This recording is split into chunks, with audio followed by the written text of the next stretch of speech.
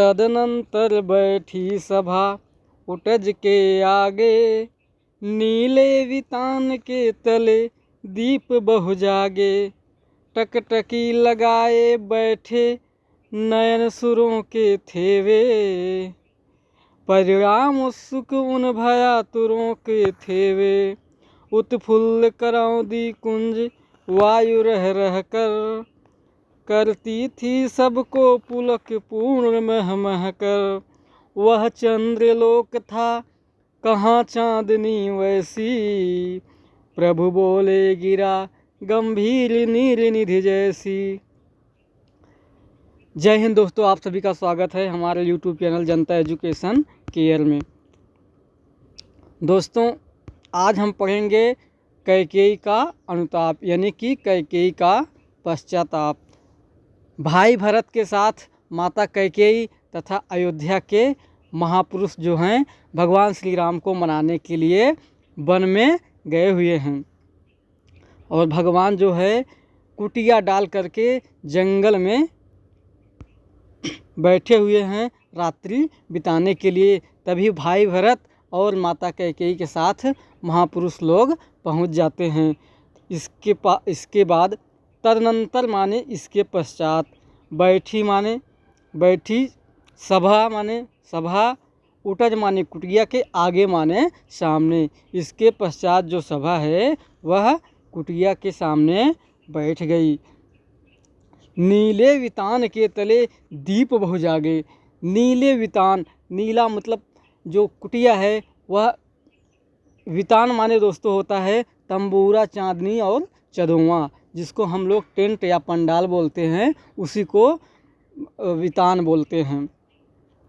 नीले आकाश के नीचे, नीले वितान के तले अर्थात नीले आकाश के नीचे तारे रूपे जो दीपक है बहु जागे, बहुत सारे तारे जो है दीपक के रूप में प्रज्वलित हो रहे हैं।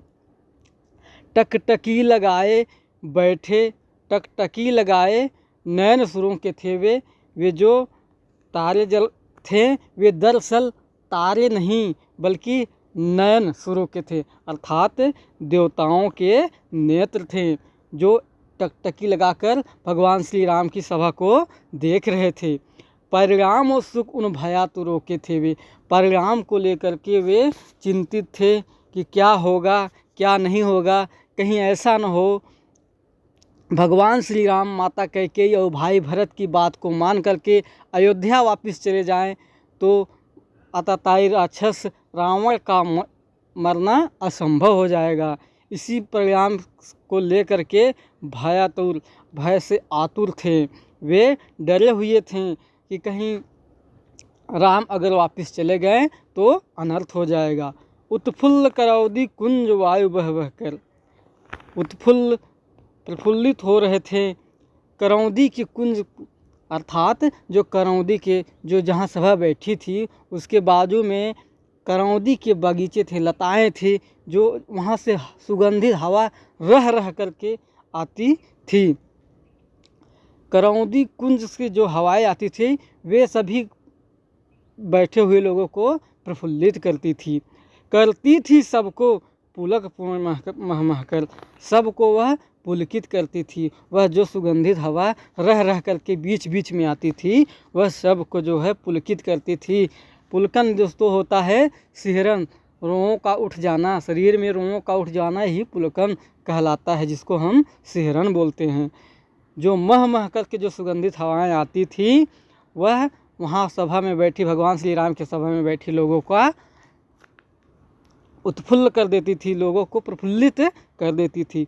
वह चंद्रलोक था। कभी कल्पना करते हैं कि वह चंद्रलोक था, वह चाँद, भला चांदनी कैसी हो सकती है। वह चंद्रलोक था, वह चांदनी रात वहाँ पे नहीं थी। जो दीपक जल रहे थे, जो खुला आकाश, नीला आकाश था, उसके नीचे जो तारे जल रहे थे वे तारे और दीपक नहीं थे बल्कि वह चंद्रलोक था। ऐसे में भगवान श्री राम बोले, क्या बोले? प्रभु बोले गिरा।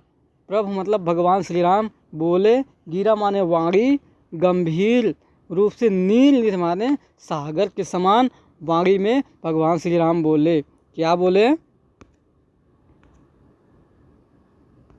भरत भद्र अब कहो अभीप्सित अपना, सब सजग हो गए भंग हुआ जो सपना। सभा बैठी थी। भगवान श्री राम भरत से बोले, हे भाई भरत, हे भरत भद्र, हे भाई भरत, अब कहो अभीप्सित अपना, अब आप अपनी इच्छा कहो, अब तुम अपनी इच्छा कहो, क्या चाहते हो तुम, अब अपनी इच्छा कहो। सब सजग हो गए भंग हुआ जो सपना।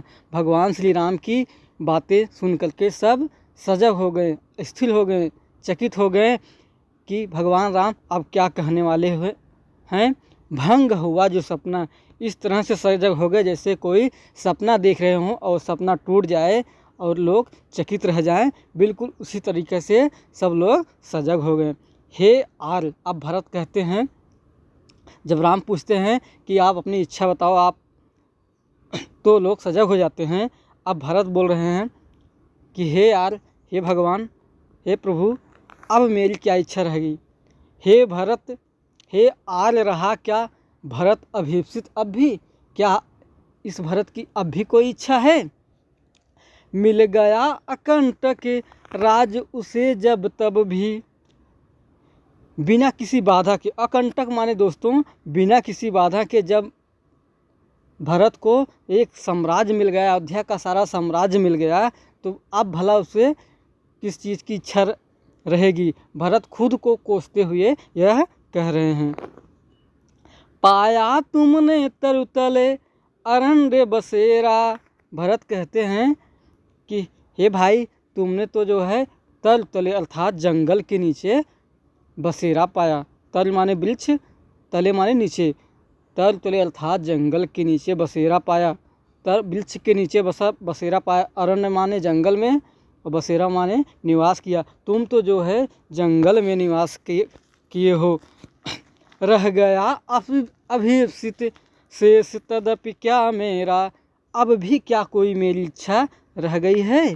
क्या आपके भाई भरत की अब भी कोई इच्छा रह गई है। आप जो है वृक्ष के नीचे बसेरा पाए हुए हैं जंगल में, और मैं अभीप्सित, अब भी मेरी कोई इच्छा रह गई है। तदाप माने फिर भी, क्या अब भी मेरी कोई इच्छा रह गई है। तन तड़प तड़प कर तप्त तात ने त्यागा। अनुप्रास अलंकार है दोस्तों। त की आवृत्ति बार बार हुई है। तन तड़प तड़प कर तप्त तात ने त्यागा।